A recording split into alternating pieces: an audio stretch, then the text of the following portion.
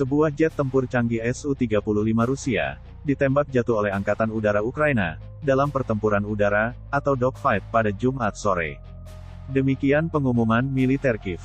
Hari ini, tanggal 27 Mei sekitar pukul 14, pesawat tempur MiG-29 Angkatan Udara Ukraina, menembak jatuh pesawat tempur Su-35 Rusia di langit wilayah Kherson, bunyi pernyataan Angkatan Udara Ukraina, yang dilansir Newsweek, Sabtu, tanggal 28 Mei tahun 2022. Su-35 sedang memburu pesawat tempur Ukraina, lanjut pernyataan tersebut.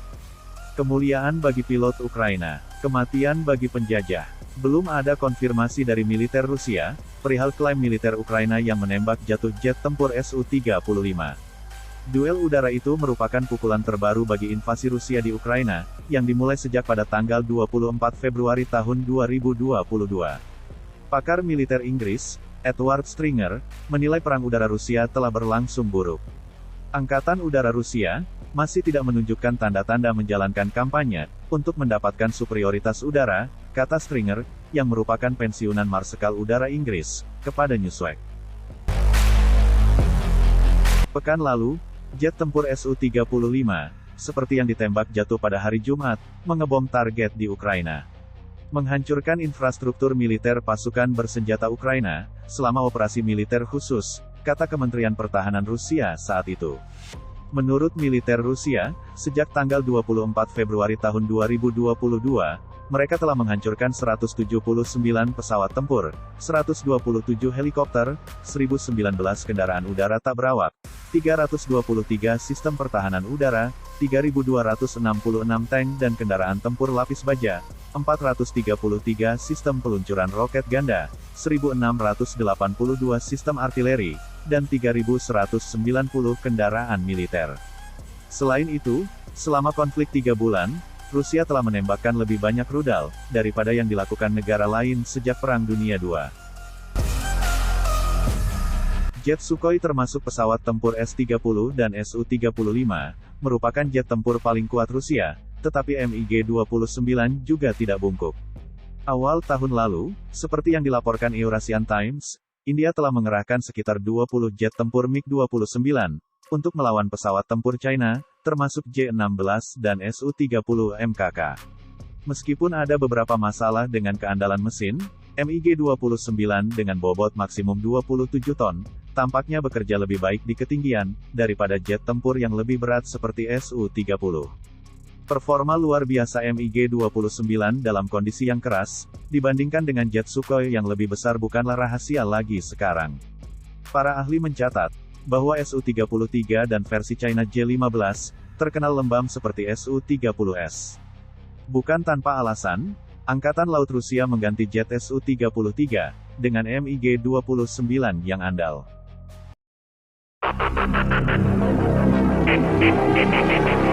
Kelebihan dan kelemahan MiG-29 andalan Ukraina.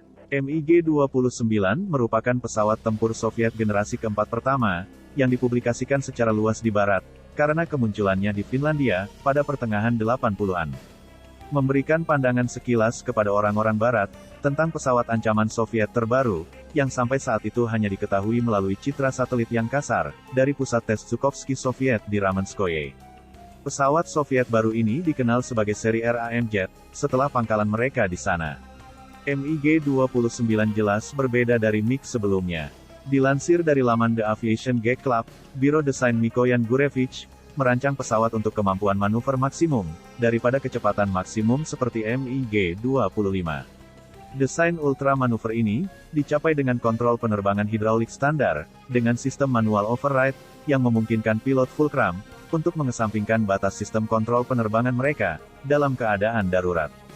Dengan demikian, MiG-29 mampu melakukan manuver luar biasa, yang memukau penonton pertunjukan udara di seluruh dunia. MiG-29 juga memiliki sistem helmet mounted sighting, pertama di dunia, untuk mencapai penggunaan operasional yang luas. USN secara singkat, menguji dan menyebarkan seperti itu pada tahun 70-an, untuk F-4-nya, dan sistem Afrika Selatan memengaruhi Soviet, untuk melakukan hal yang sama. Pemandangan yang dipasang di helm ini, sama sekali tidak secanggih JHMCS Helmet Mounted Displays saat ini. Sebaliknya, ia terdiri dari monokel sederhana, yang memungkinkan pilot MiG-29 untuk mengunci R-73, headseeker mereka, ke target apapun yang mereka lihat, dalam batas gimbal kepala pencari rudal.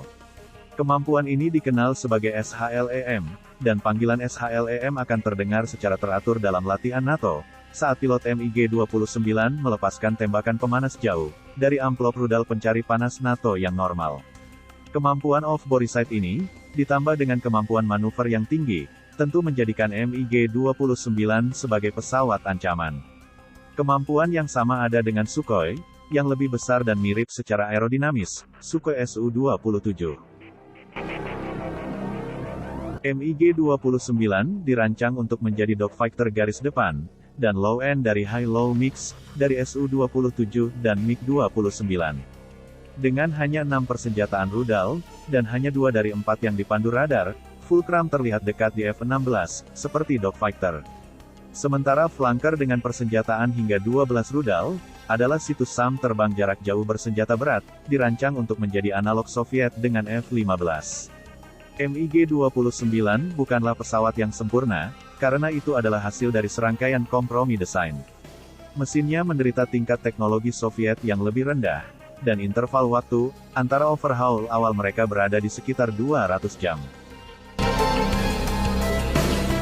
Filosofi pemeliharaan Soviet menyerukan interval standar perbaikan pemeliharaan tingkat depot, dengan servis lini depan minimal yang diperlukan. Jangkauan dan daya tahannya pendek, dengan 2 turbofan yang haus bahan bakar, membatasi hingga kurang dari 1 jam. Doktrin pertahanan udara Soviet juga menghambat efektivitas, karena filosofi pertahanan udara Soviet menyerukan kontrol darat yang ketat daripada inisiatif pilot individu. Bahkan manual penerbangan MiG-29 mencerminkan filosofi ini. Daripada mendaftar Flight Envelope and Procedures, seperti yang dilakukan oleh Western Manuals, frasa paling umum yang terlihat di buku pegangan pilot MiG-29 adalah, "It is permitted." Namun, Fulcrum telah terbukti menjadi pesawat tempur yang tahan lama, dan masih diproduksi hingga hari ini. Diadaptasi oleh sejumlah angkatan udara Pakta Warsawa, di berbagai negara Timur Tengah dan Afrika, dan India non-blok. MiG-29 melihat layanan NATO setelah Luftwaffe Jerman bersatu, mengadaptasi tipe tersebut dalam formasi campuran dengan F-4F, berkemampuan AMRAAM mereka. MiG-29 banyak diminati sebagai pesawat musuh, dan karena itu NATO memperoleh pengetahuan yang berguna tentang kemampuannya. Di atas Irak dan bekas Yugoslavia, MiG-29 tidak mampu melakukan lebih dari sekadar ditembak jatuh, oleh sejumlah pesawat AS dan NATO, yang jauh lebih unggul.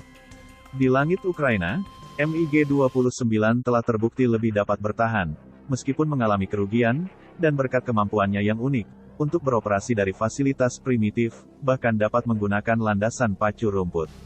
Angkatan Udara Ukraina membubarkan armada Fulcrumnya dalam jumlah kecil, ladang di barat dan selatan negara itu pada malam sebelum agresi Rusia.